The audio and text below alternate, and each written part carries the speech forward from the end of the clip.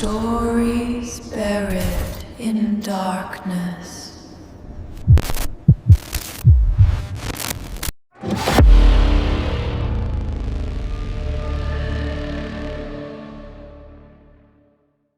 Some things follow you home. Not people, not animals. Something worse.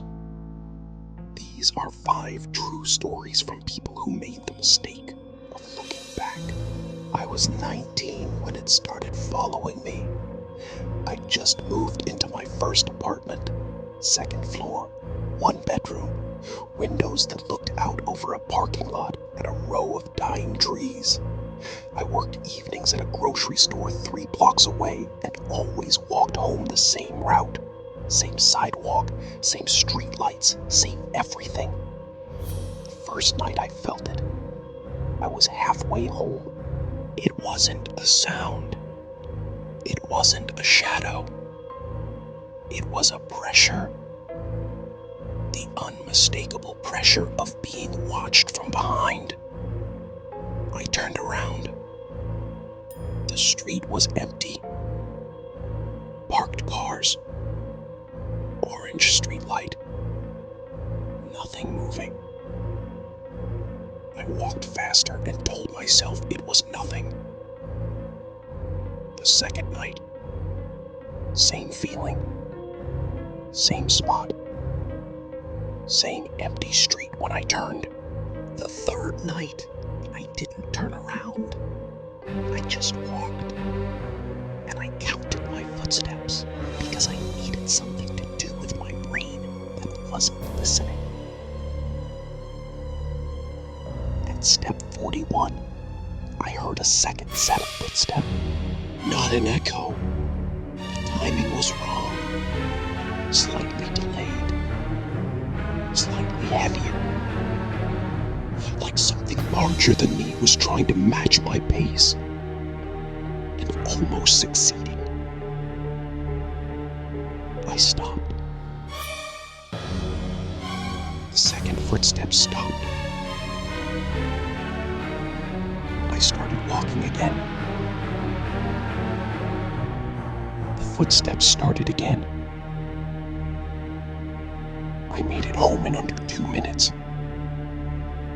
I don't know how. I locked the door, put my back against it, and stood there in the dark hallway, trying to breathe. Then, from outside my 2nd floor window, the one facing the neighboring brick wall, with no ledge, no fire escape, nothing, I heard 3 slow knocks. Deliberate.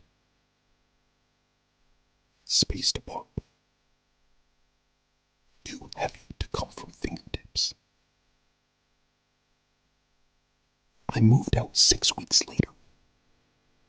The new apartment was across town. Different neighborhood. Different route home. Different everything. Third night there. Halfway home. That pressure again.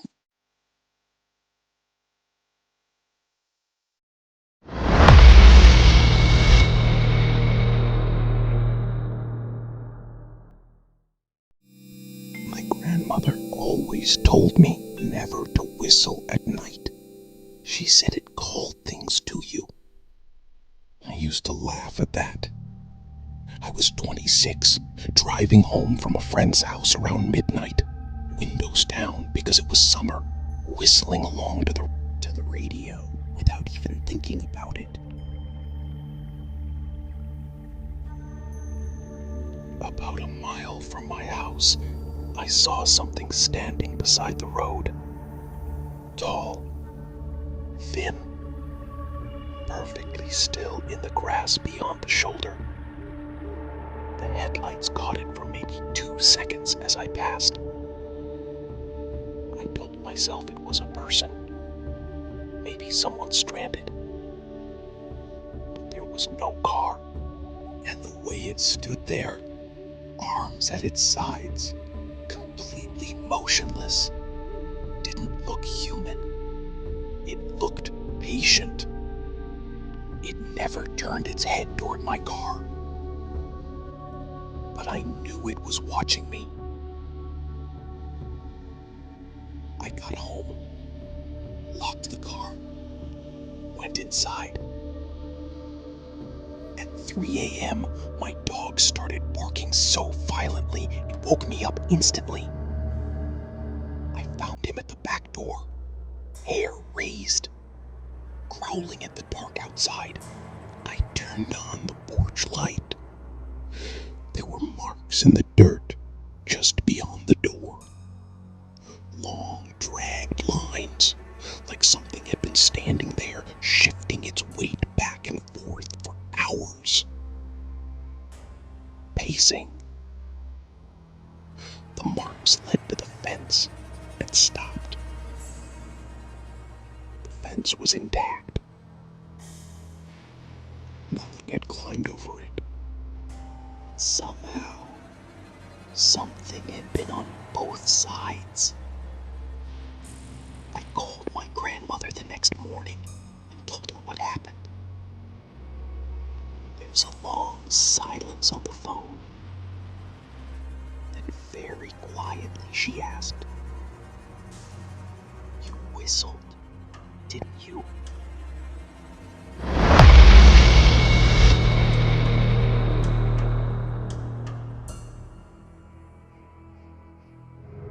I'm a nurse. Night shift. I've seen enough strange things to know most of them have explanations. I am not a superstitious person. I need that understood before I tell you this. It was a Tuesday in November. I finished my shift at 6 a.m. and walked to my car in the hospital parking garage. As I pulled toward the exit barrier, I saw a man standing directly beside it. Not waiting to pay, not using his phone, just standing there with his back to me, facing the street. I rolled closer and tapped the horn lightly. Just turned around, and I felt something I have never felt before, and never felt since. A complete absence of recognition. Not that I didn't recognize him. I mean, my brain refused to process his face at all. The closest comparison I can make is when you stare at a word too long, and it stops looking real. And I felt something I have never felt before, and never felt since. A complete absence of recognition. Not that I didn't recognize him. I mean, my brain refused to process his face at all. The closest comparison I can make is when you stare at a word too long, and it stops looking real. It was like that, but with a face. He stepped aside. I drove through. In the rearview mirror, I could see him watching me leave. The next thing I clearly remember is standing in my kitchen, making coffee. That's it. No memory of the 40-minute drive home. Nothing. I was staring out my kitchen window when I saw him standing in the street outside my house. Same posture. Facing directly toward me.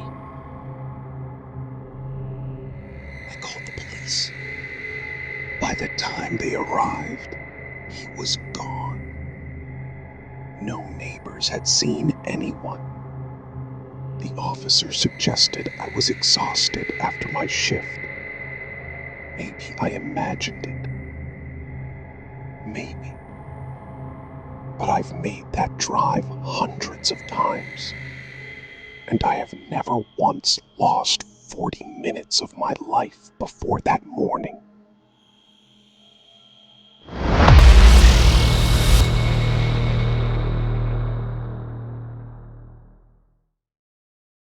This one is short because I still don't like thinking about it. I was hiking alone on a trail I'd done dozens of times before. About an hour in, I noticed a smell. Sweet, thick, raw, like flowers rotting in old water. I kept walking. The smell followed me. I stopped multiple times and checked behind me. The trail was empty every single time. Just trees, dirt, wind through the leaves. Nothing there. But the smell always stayed the same distance behind me. Never closer, never farther. Like whatever caused it knew exactly how far away it needed to stay. I finally reached my car and drove home. Showered, changed clothes. The smell disappeared. That night, I woke up at 2 a.m. My bedroom smelled like rotten flowers. I turned on every light in the house, checked every room, every window, every door. Nothing. By morning, the smell was gone. I washed the clothes I wore on the trail twice. They still smelled like it. 3 weeks later, I woke up in the middle of the night to the same smell again. And then I never smelled it after that. I still hike, but never alone anymore.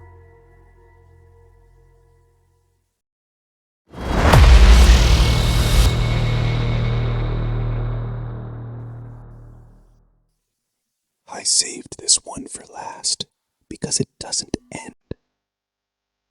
My name is Daniel, and whatever followed me home 8 years ago is still here. It started small, the kind of thing you'd feel stupid talking about. A feeling in certain rooms. The sensation that something was standing just behind my left shoulder. Objects moved slightly out of place. Little things. I explained away most of it. Year 2, it became harder to ignore. Every night, I woke up at exactly 3:10 a.m. with that pressure behind my left shoulder so strong. It felt physical. I started sleeping with the lights on. It didn't help. Year 3, I started seeing it. Never clearly. Always in the corner of rooms. A tall, dark shape standing perfectly still before disappearing when I looked directly at it. Always the same height. Always the same outline. Always watching. I've moved 4 times since then. Different cities. Different states. At one point, I even moved to another country for work, because I thought maybe distance mattered. Third night there. 3:10 a.m. Left shoulder. I came home after 8 months. My current apartment has marks carved into the hallway wall. Not to track it. To track myself. To prove time is still moving normally. To prove I am still the same person I was before this thing decided to follow me. There are 287 marks on that wall. It was there again last night. Left shoulder. Just pressure. Just presence. I've stopped trying to look directly at it. Looking doesn't make it leave. It just means we're both aware the pretending is over. Some things follow you home, and some of them never leave. Tonight, pay attention to your left shoulder.